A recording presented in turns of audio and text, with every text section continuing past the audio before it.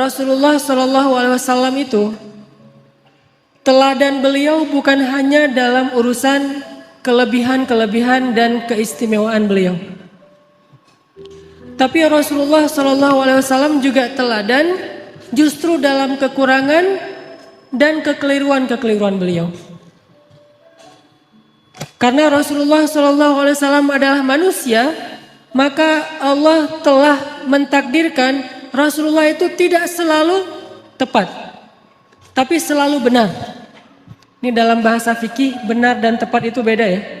Kalau benar lawannya salah, kalau tepat lawannya keliru. Kalau benar bahasa Arabnya hak, kalau salah bahasa Arabnya batil. Kalau tepat bahasa Arabnya shawab, kalau keliru bahasa Arabnya khata'. Apakah Rasulullah selalu benar? Selalu benar. Rasulullah tidak pernah mengajarkan yang batil. Tapi apakah Rasulullah pernah keliru? Pernah. Rasulullah itu berbuat dosa? Tidak. Tapi lupa? Ya. Dan Rasulullah SAW teladan untuk kita bukan cuma ketika beliau tepat. Bahkan beliau teladan untuk kita ketika beliau keliru. Rasulullah SAW bukan cuma teladan buat kita ketika beliau ingat, tapi juga teladan untuk kita ketika beliau lupa. Nah, teladan ketika Nabi keliru, teladan ketika Nabi lupa, ini jarang dibahas. Padahal itu uswatun hasanah juga loh. Uswatun hasanah dari mana? Kalau kita lupa, kalau kita keliru, kalau kita salah, gimana cara kita untuk tetap on the track, tetap diridhoi Allah, tetap Allah maafin kita. Kalau kita salah, kalau kita keliru, kalau kita lupa, kalau kita silap, kalau kita berdosa, caranya adalah kita harus meneladani Nabi ketika Nabi juga berada dalam kondisi yang sama, walaupun tetap Nabi lebih baik daripada kita. Buat saya, laqad kana lakum fi Rasulillahi uswatun hasanah, bukan hanya ketika Nabi SAW sholatnya khusyuk, tapi juga ketika Nabi sholat lupa rakaat. Nabi itu pernah sholat harusnya 4 rakaat, lupa jadi 2 rakaat. Terus selesai salam 2 rakaat nih, kayak orang sholat qashar. Selesai salam, sahabat nanya, ya Rasulullah, apakah kita mengqashar sholat? Kata Nabi, tidak. Memangnya kenapa? Kita sholat 2 rakaat loh Rasul. Kata Nabi, beneran? Beneran. Tanya ke sahabat-sahabat yang lain, semuanya bilang ya, kita tuh sholat 2 rakaat. Akhirnya Nabi berdiri lagi, takbir, melanjutkan 2 rakaat sholat yang tersisa dan menutupnya dengan sujud sahwi. Lupanya Nabi uswatun hasanah.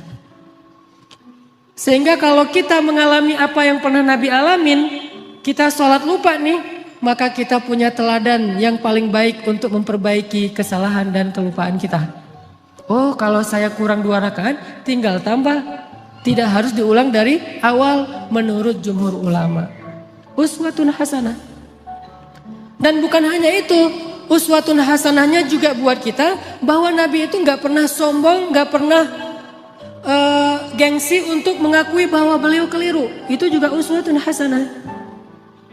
Kan harusnya Nabi itu yang dilihat itu yang ideal-ideal, yang keren-keren, yang istimewa ya. Begitu sekali keliru, Nabi kalau misalnya beliau bukan teladan, beliau gak akan ngaku. Ah, kalian aja yang gak khusyuk. Kan saya gak mungkin gak khusyuk, saya ini Nabi loh. Masa kalian ngomongin saya salah? Enggak. Kalau kayak gitu, beliau bukan uswatun hasanah. Justru karena beliau lapang dada, besar hati, low profile, tawadu, dan mau mengakui kalau beliau memang keliru, disitulah uswatun hasanah dari Nabi untuk kita. Kadang seorang ustadz bisa salah, kadang seorang guru bisa keliru, kadang seorang pemimpin juga salah. Gak boleh seorang pemimpin merasa bahwa dia tuh selalu benar, tuh gak boleh. Karena kalau dia sudah merasa selalu benar, berarti dia sudah mengkultuskan dirinya. Dan Allah mengatakan, fala tuzakku anfusakum huwa a'lamu bimanittaqa. Janganlah kalian menganggap diri kalian suci, artinya gak pernah salah. Jadi pemimpin yang meneladani Rasulullah SAW bukan cuma meneladani dari angle jujur, amanah, profesional, tapi juga meneladani Nabi dari angle apa? Bahwa kalau keliru, berbesar hati untuk mengakui. Kalau dinasihati oleh orang lain dan nasihat itu memang tepat dan benar, maka dia menerima dengan lapang dada. Kalau perlu dia berterima kasih kepada orang yang sudah menasihati dia, bukan malah ilfil, bukan malah menyakiti, bukan malah menzolimi. Ini uswatun hasanah ketika Nabi keliru. Laqad kana lakum fi Rasulillah Laqad kana lakum fi Rasulillahi uswatun hasanah. Pasti di dalam diri Rasulullah itu ada uswatun hasanah. Tapi kan Rasul gak selalu tepat. Walaupun tepatnya itu banyak, sedikit keliru, tapi tetap ada kelirunya. Bahkan kalau kita baca ayat-ayat Al-Quran, kita akan menemukan lebih dari satu ayat-ayat teguran terhadap Nabi. Ya kan? Walaupun yang populer satu, surat Abasa. Tapi surat dengan makna yang sama dengan surat Abasa di dalam Al-Quran itu lebih dari satu. Ada beberapa, bahkan lebih dari 3. Kenapa kok Nabi sampai kayak gitu? Biar kita bisa meniru Nabi kalau kita melakukan kesalahan. Seorang suami tidak selalu harus benar. Dan tidak perlu merasa gengsi mengakui kalau kali ini yang benar adalah istrinya. Buat yang udah punya istri. Yang belum punya juga belum tentu selalu benar. Kadang yang benar adalah teman kos-kosannya. Kadang yang benar adalah mantannya. Kan gak masalah kan? Kalau ditanya kenapa kalian putus? Gua gak sabar. Jangan, oh dia tuh emang gini-gini. Enggak. Kadang-kadang emang dia yang baik, kita yang waktu itu lagi terbawa emosi. Tapi di balik semua itu emang lebih baik putus mungkin. Supaya mereka mencari yang lebih baik dan lebih halal. Tapi yang pasti teman-teman, kita coba malam ini belajar uswatun hasanah Nabi dalam kondisi ketika Nabi keliru. Dan ini sama sekali bukan ingin menjelek-jelekan Nabi, sebaliknya kita ingin melihat betapa Nabi itu hebat. Justru ketika kita melihat betapa Nabi besar hati, lapang dada, kita akan semakin kagum kepada sosok Rasulullah Sallallahu Alaihi Wasallam. Contoh sholat tadi aja udah dapat 2 uswah, 2 teladan. 1, Nabi besar hati. 2, pelajarannya bahwa oh kalau salah dalam sholat berarti tinggal kita tambah, ditutup dengan sujud sahwi. Ada 3 nih. Yang ketiga pelajarannya dalam kasus itu apa? Ternyata sahabat-sahabat Nabi itu orangnya dewasa. Sahabat-sahabat Nabi itu orangnya mateng, gak gampang pundungan. Nabi sholat kurang 2 rakaat, mereka nggak komen, katanya Nabi sholatnya nggak khusyuk, nggak gitu. Mereka nggak unfollow Nabi. Wah, udah nggak benar nih postingannya, gua unfollow aja nih. Dan komennya cuman yang dekat doang sama Nabi, yang komen yang lain nggak ikut-ikutan komen. Jadi komennya itu komen positif, bukan ngebully Nabi, bukan Nabi mah ternyata sholatnya juga mikir yang lain. Saya kira selama ini udah keren banget, ternyata pencitraan doang. Enggak. Kenapa? Karena mereka followers yang udah matang. Bukan followers yang labil, yang galau gitu.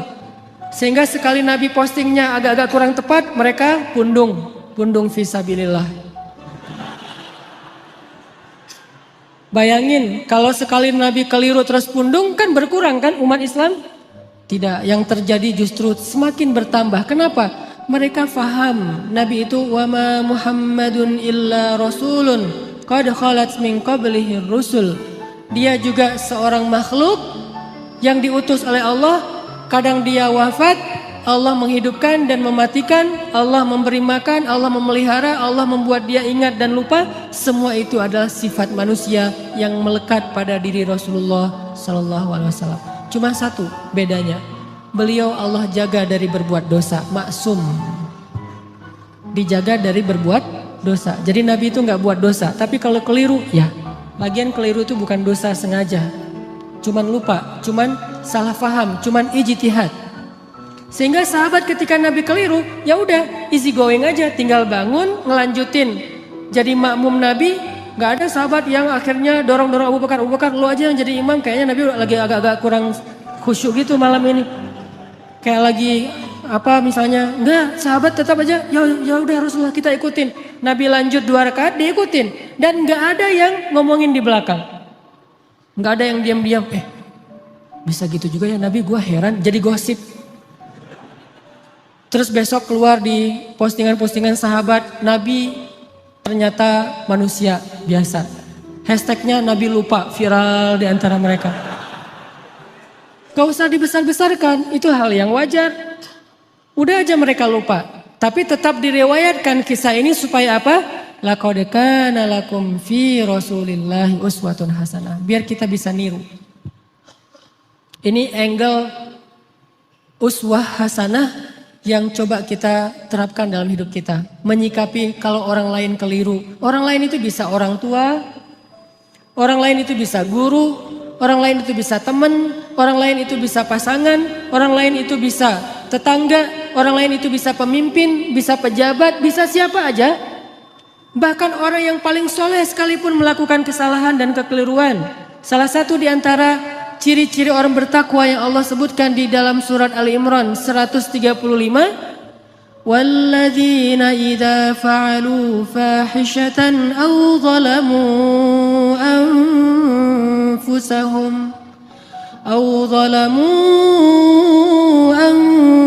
أنفسهم ذكروا الله فاستغفروا لذنوبهم.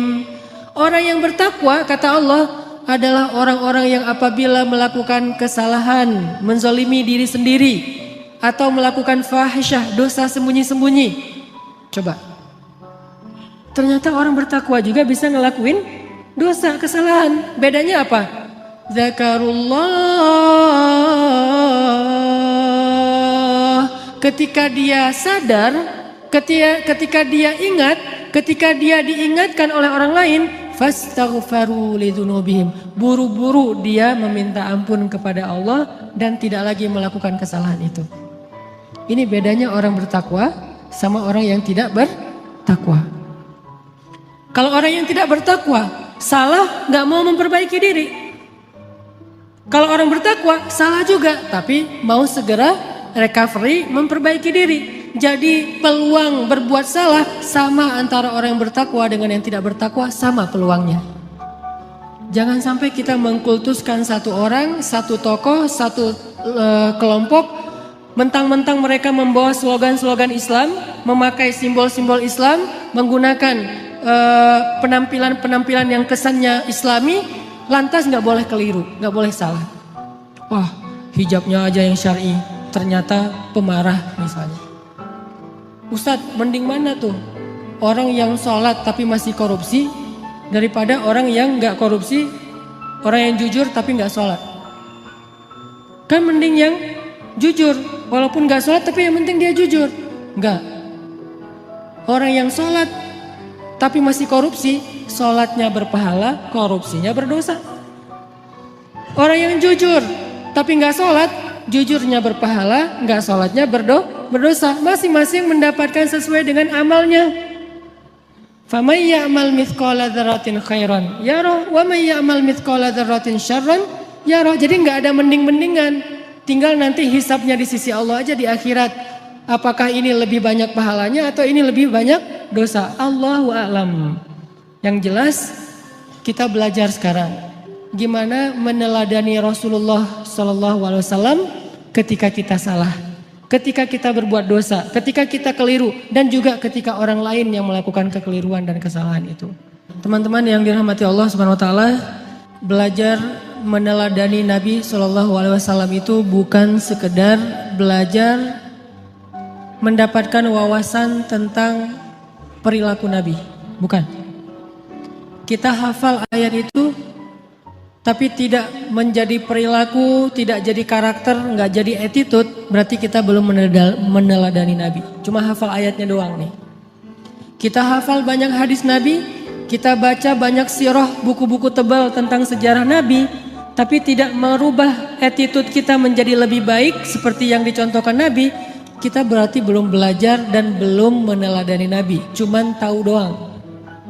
Itu namanya orang yang musakaf, orang yang berwawasan, belum menjadi orang yang alim, orang yang berilmu. Kenapa?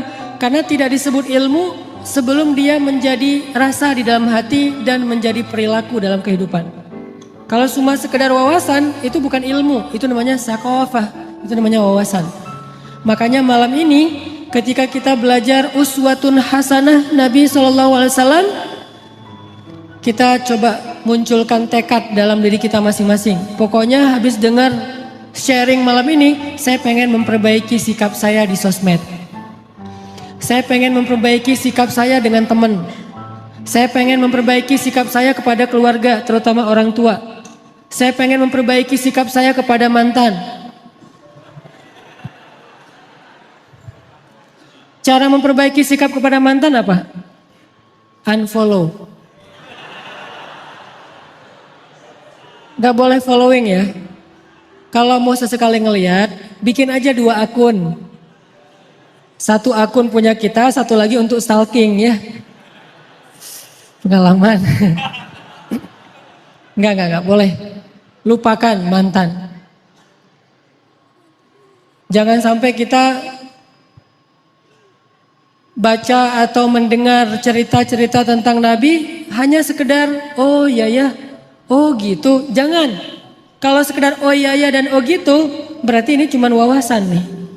Dan kalau cuma wawasan, kita ngaji sampai bertahun-tahun juga tidak semakin menjadi lebih baik.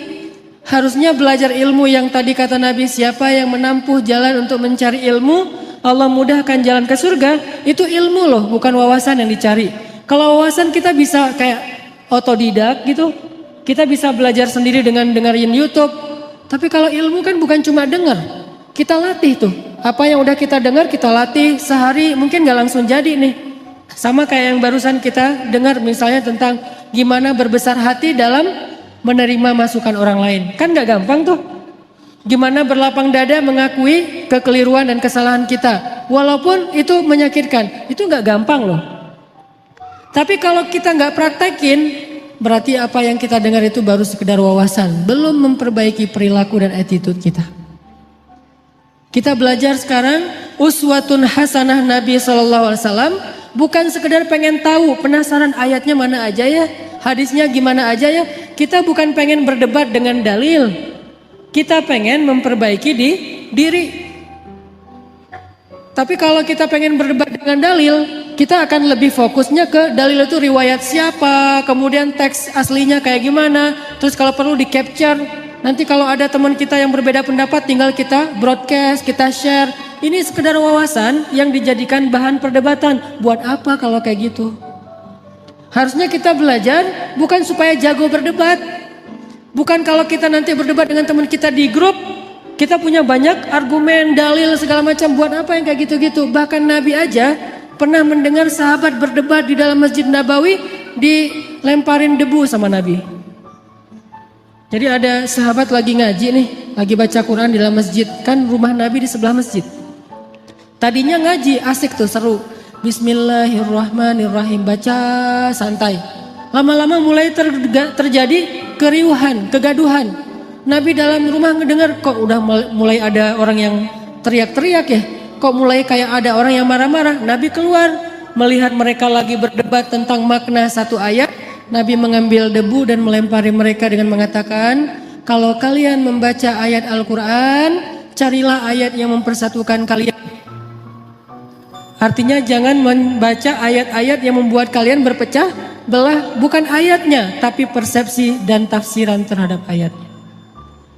Jadi teman-teman, saya pengen magerin dulu nih, bahwa yang kita belajar malam ini, termasuk saya, kita niatkan, untuk memperbaiki perilaku kita. Baik perilaku kita di dunia nyata atau di dunia maya. Pokoknya kita perbaiki perilaku kita.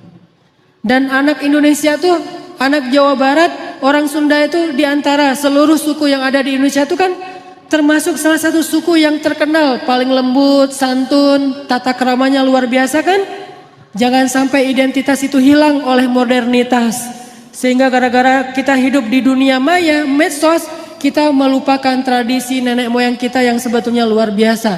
Kenapa tradisi itu harus pindah ke Jepang, harus pindah ke New Zealand, harus pindah ke negeri-negeri yang tidak mengenal agama? Harusnya tradisi itu tetap ada di negeri kita. di negeri orang-orang yang beriman kepada Allah Subhanahu wa taala.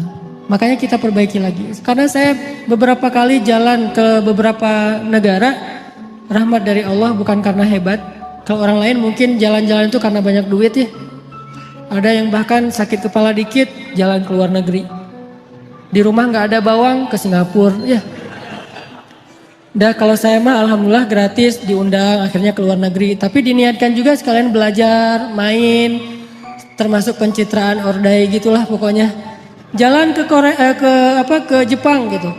Kenapa orang Jepang itu attitude-nya lebih Islami daripada kita? Padahal mereka tidak membaca teks-teks agama karena mereka terus berusaha memperbaiki perilaku mereka. Walaupun sisi lain mereka banyak masalah sih. Jalan ke New Zealand, di Auckland misalnya. Itu orang-orangnya itu luar biasa, sangat menjaga perasaan orang lain. Nah, kita punya teks yang sangat ideal. Punya teladan uswatun hasanah yang udah paling keren lah pokoknya. Nggak ada lagi teladan yang lebih keren daripada teladan kita. Emang ada manusia yang lebih keren daripada Rasulullah? Nggak ada kan? Rasulullah itu yang paling keren udah tuh. Yang paling teladan terbaik. Kalau teladan kita udah terbaik tapi perilaku kita nggak terbaik, pasti ada masalah dalam kita meneladani Nabi ini. Bukan Nabinya yang nggak keren. Kita belum meneladani Nabi secara utuh. Baru mengambil wawasan-wawasan dari hadis-hadis Nabi SAW.